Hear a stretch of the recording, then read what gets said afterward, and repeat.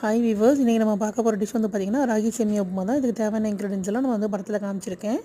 அது மாதிரி நீங்களும் என்ன பண்ணுறீங்க அப்படின்னாக்கா ரெடி பண்ணி எடுத்து வச்சுக்கோங்க. அதுக்கப்புறமா என்ன பண்ணலான்னா ஒரு பாத்திரத்தை எடுத்து அதில் ஒரு சொம்பு தண்ணி ஊற்றிக்கலாம். அதுக்கப்புறமா ஒரு 100 கிராம் ராகி சேமியாவை எடுத்து அதில் போட்டு ஒரு 3 நிமிஷம் ஊற வச்சிடணும். அதிக நேரம் ஊற வச்சா கூழ் மாதிரி ஆயிரும். ஊறினதுக்கப்புறமா என்ன பண்ணலான்னா நம்ம வந்து வடிகட்டி எடுத்து வச்சிடணும். அதுக்கப்புறம் இட்லி பாத்திரத்தை வச்சு நம்ம வடிகட்டி எடுத்து வச்சக்கூடிய அந்த ராகி சேமியாவை நம்ம இட்லி பாத்திரத்தில் வச்சு ஒரு 5 நிமிஷம் ஆவியில் வேக வச்சு எடுத்து வச்சுக்கணும். அதுக்கப்புறம் வெந்ததுக்கப்புறமா நம்ம என்ன பண்ணலான்னா இந்த மாதிரி ஃபில்டர் பண்ணி நம்ம எடுத்து வச்சுக்கணும். ஆற வச்சு எடுத்து வச்சிடணும். அந்த மாதிரி ஆற வச்சு எடுத்து வச்ச அந்த ராகி சேமியாவை நம்ம என்ன பண்ணலாம் அப்படின்னாக்கா ஒரு வாணலியை வந்து அடுப்பில் வச்சுட்டு அதில் கொஞ்சமாக தேவையான அளவுக்கு எண்ணெய் 3 ஸ்பூன் ஊற்றிட்டு அப்புறமே கடுகு சேர்த்துக்கலாம் நம்ம. அப்புறம் வந்து பார்த்திங்கன்னா காஞ்ச மிளகாய், பச்சை மிளகாய் 3 எடுத்துக்கலாம்.